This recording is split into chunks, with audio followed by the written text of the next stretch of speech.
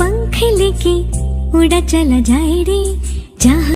Hello friends, good morning. তো তোমরা কেমন আছো বন্ধুরা? আশা করছি ভালো আছো। তোমাদের সাথে সাথে আমিও অনেকটা ভালো আছি। আমার চ্যানেলে তোমরা যদি নতুন হয়ে থাকো প্লিজ চ্যানেলটা ঝটপট সাবস্ক্রাইব করো, আর পাশে থাকা বেলাইকন টুং টুং টুং করে বাজিয়ে দিও, কারণ কি আমার ভিডিও নোটিফিকেশন যাতে তোমরা সবার আগে দেখতে পাও।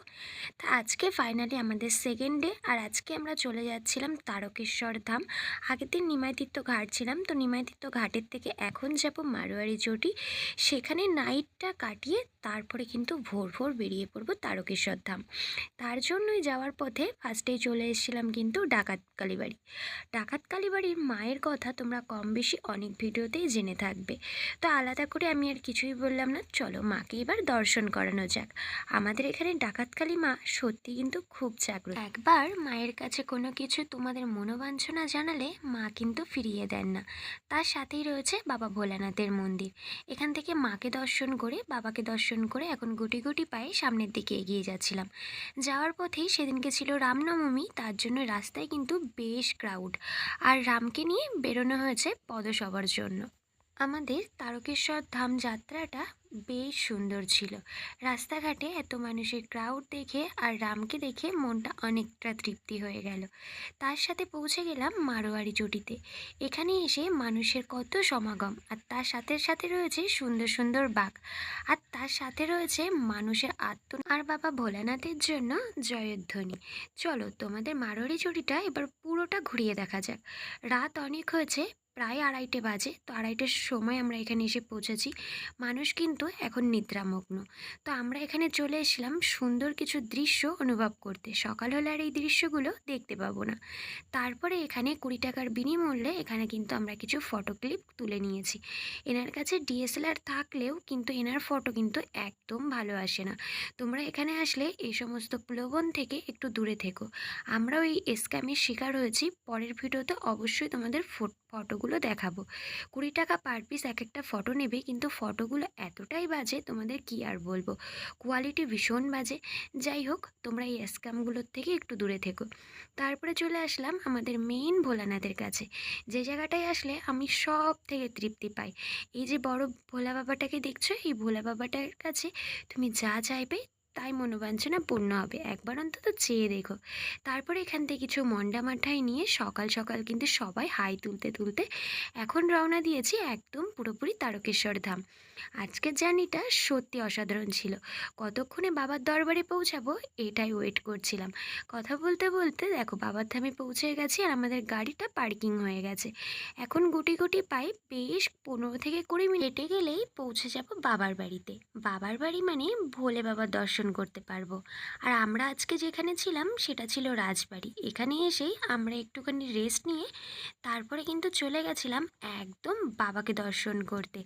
যেহেতু স্নানের পর আর বাবাকে তোমাদের সঙ্গে দর্শন করাতে পারবো না, তাই তাড়াতাড়ি করেই চলে আসলাম। তো চলো, এই হলো মেন গেট, আর এখান থেকেই দুধ পুকুর থেকে জল তুলে সবাই কিন্তু অনেকে বাবার মাথায়ও ঢালছে, আবার যারা নিমাইতীর্থ থেকে জল নিয়ে আসছে তারা কিন্তু স্নানটা সেরে এই যে জল নিয়ে দাঁড়িয়ে গেছে। ওই যে দূরেই কিন্তু বাবার ঘরটা দেখা যাচ্ছে, আর এই পাশের ঘরে আছে নন্দী মহারাজ। তো চলো এবার আমাদেরও স্নান সারে আসার পালা। আর স্নানের পর তোমাদের সঙ্গে কিছুই শেয়ার করতে পারবো না, তাই আগের থেকেই শেয়ার করে দিলাম। আর এটা হচ্ছে দুধ পুকুর, মানে বাবার মাথায় জল ঢালার পরে এখান থেকে আবার জল নিয়ে যাওয়া হয় দক্ষিণেশ্বরে। তো এই হচ্ছে বাবার একদম মেন মন্দিরের ভিতরে। এরপরে আর যাওয়াটা সম্ভব না। যতটুকুনি দেখানোর মতো আমি তোমাদের সঙ্গে শেয়ার করলাম। আর এখানে এবার চলে এসেছি, আমাদের কিছু পূজা অর্চনা দেওয়ার ছিল সেইগুলো প্যাকিং করতে। আর ব্রাহ্মণ মশাইয়ের কাছে সেটারই পূজা অর্চনার বিল মেটানো হচ্ছিল। বিল টিল মেটানো কমপ্লিট। এখন ফ্রেশ হয়ে গেছি, ড্রেস চেঞ্জ করে নিয়েছি। এখন যাব মেন কাজে। এখানে চাল পয়সা নিয়ে এসেছি, সেগুলো বিতরণ করার পালা। আর এই মানুষগুলোকে দেখলে সত্যি এতটা খারাপ লাগে, আবার দুই এক সময় নিজের মনে মনে এটাও ভাবি ভগবান এত কিছু দিয়েছে, এত সুখ দিয়েছে, তারপরও আমরা সুখী হতে পারি না।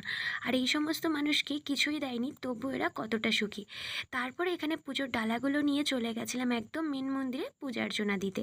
ওখান থেকে ফিরে এসেই এই যে বললাম না চাল পয়সা নিয়ে এসেছি সবার মাঝে বিতরণ করার জন্য, এই মানুষগুলোর জন্য আজকে এইটুকুনি করতে পেরে এতটা ভালো লাগছে। ইচ্ছা তো অনেক আছে এই মানুষগুলোর জন্য করার, ভগবান চাইলে একদিন ঠিক হবে, আর তোমাদের ভালোবাসায় সেটা খুব তাড়াতাড়ি পূর্ণ হবে।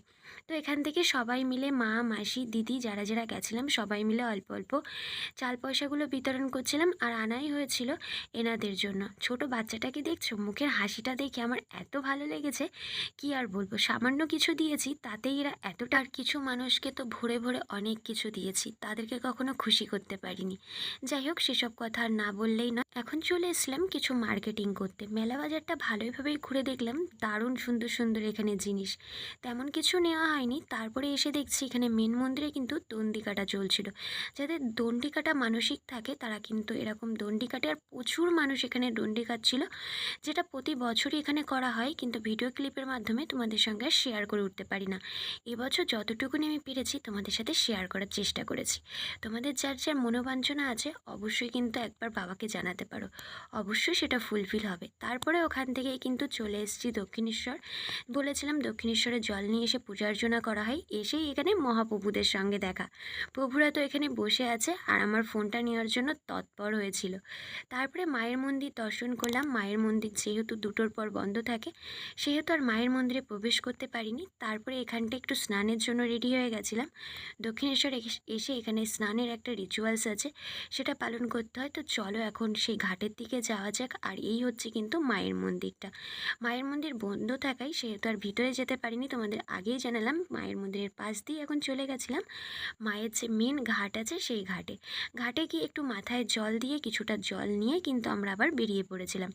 আর এটা হচ্ছে দমদম রোড। দমদম রোডের পাশেই ময়লা খোলাটা দেখে আমি তো জাস্ট অবাক, মানে আমাদের বনগাঁর সমস্ত ময়লা নাকি এখানে নিয়ে এসে স্টোর করা হয়, ভাবতে পারছো। যাই হোক, তো দেখে ডেকে বেশ এই রাস্তাটা উপলব্ধি করতে করতে সবাই মিলে কিন্তু বাড়ি ফিরছিলাম। মনটা একটু খারাপ হচ্ছিল, দুদিনের জার্নিতে সবাই একসাথে, আর আজকের পর সবাই আবার আলাদা। তারপরে বারাসাত রোড ধরে সোজা টুং টুং টুং করে বাড়ি আসতে আসতে কুলপুকুর মায়ের দর্শন পেয়ে গেলাম। সত্যি এই জার্নিটা আমার কাছে সত্যি অপূর্ব ছিল। আর তার পাশে তো বাবা ভোলানাথ আছেই, তারপরে মা মনসা। সবাইকে দর্শন করে চলে গেলাম নারায়ণের কাছে। নারায়ণশিলা দর্শন করে এখন চলে আসলাম কুলপুকুর মায়ের যে মন্দিরটা আছে, এতটাই জাগ্রত। এই মন্দিরটা সম্পর্কে অনেক শুনেছি কিন্তু কখনো আসা হয়নি। আজকে সব কিছু পূর্ণ হয়েছে, সব কিছু মায়ের আশায়। মন্দিরটা ঘুরে এখন বাড়ি ফিরে যাওয়ার পালা। তো আজকের মতো আসি, কালকে আবার সকাল সকাল দেখা হবে। Bye bye.